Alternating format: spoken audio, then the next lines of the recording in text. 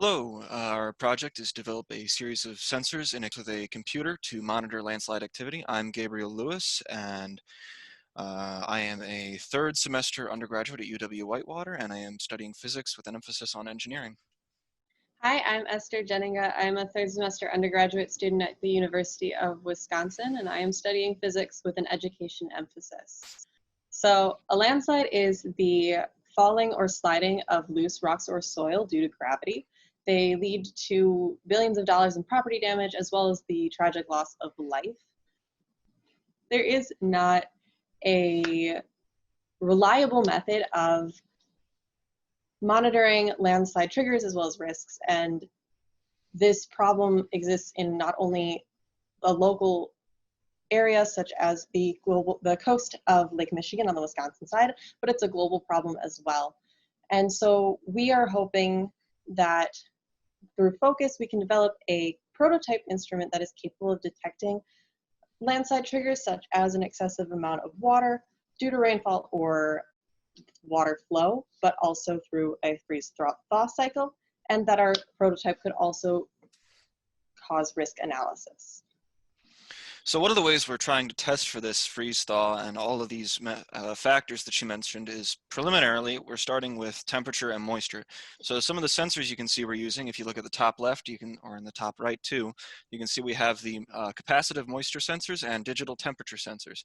These are handy because they give us exactly what we're looking for here. I hooked them up to a Raspberry Pi 3, which is a small computer, small but powerful, and it does the job for what we need to do, and that's what we need as far as power consumption needs. But one of the ways we're testing out of the gate here for this freeze-thaw cycle that we're looking for here is by doing sandbox testing, which is very handy. So what we've done is we've put cold spots, which are, if you look at the bottom image, bottom center, we have 2 cold spots on our image there. And we have put the sensors in an array around those cold spots further and closer to them with 2 on either side of the wings, left and right, 2 saturated bits of sand on either side. And we're seeing how that water is moving towards those spots. What we're looking for is we're looking to see if those cold spots are drawing moisture to them. And specifically, if they're pulling it, further to them or closer away, or further away. So that's the idea. And what we found so far seems to indicate just such. So on the bottom right of your screen, there is a FLIR image. It is thermal imaging of our sandbox, specifically close-up of our cold spots, which you can see in the dark purple, blue, and then the yellow-orange area is the warmer parts, which would be insulated through our use of sand. This can also be seen in our graphs on the left side of our screen. The top is our four capacitive moisture sensors, with the orange line being one of the sensors placed towards the cold spots. The bottom graph is our 8 digital temperature sensors in Celsius. You can see within the first roughly 10 minutes of the temperature graph that there is a massive dip. This is when we added our liquid nitrogen soaked granite to the sand. This is to simulate a freeze-thaw cycle in Wisconsin. So the dip going down would be when the ground freezes, and as it gradually warms up would indicate our thaw. The gradual increase in temperature corresponds with the dip in the decline of the orange line in our top graph, which is indicative of an increase in saturation of moisture by the sensors. So our sensors, for the capacitive moisture sensors, read with a high number indicating a low level of saturation and a low number indicating a high level of saturation.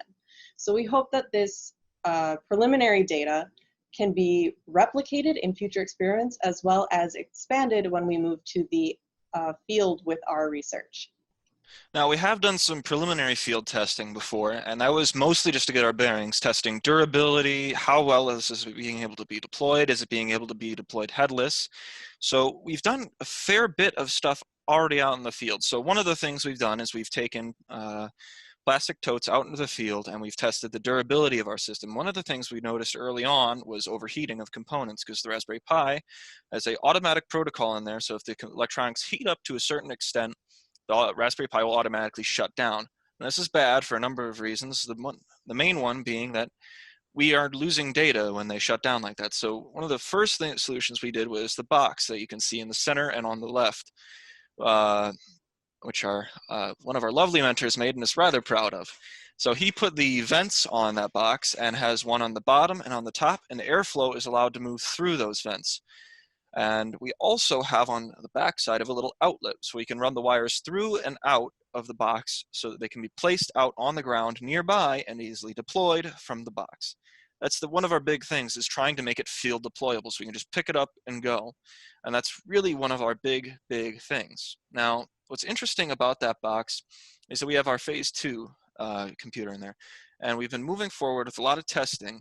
And what we've done with the phase 2 is we've put a Pi plate on, which is an extension of the Raspberry Pi, which allows us to add more sensors onto it. And into this Pi plate, we have added ultrasonic sensors, which measure distance, which are hoping to measure sliding motion.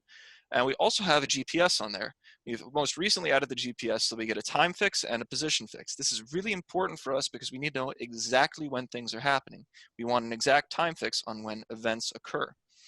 And that's really big. So apart from the power consumption, durability, that's what we've done out in the field so far.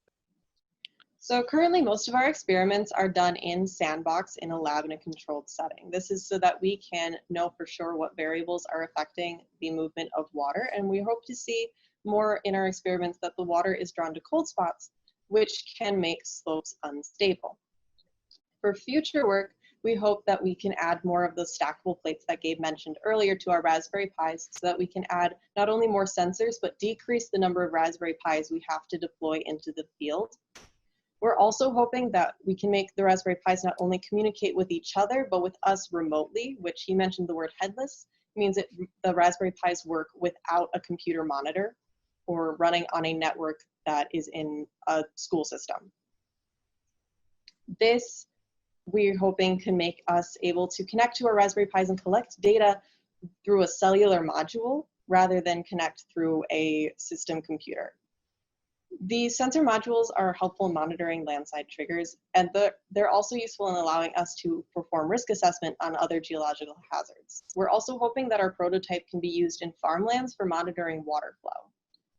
So we in the project would like to acknowledge our mentors and all of the other wonderful people who've helped us financially and just physically through supporting this project. So that would be the undergraduate research program for offering Esther and I positions in this, and all of the people who've given us money to help us make this through. And I'd also be ashamed if I didn't mention Nick, Anya, and Ryan. They have all done fantastic work helping us to get to the point where we are. Thank you.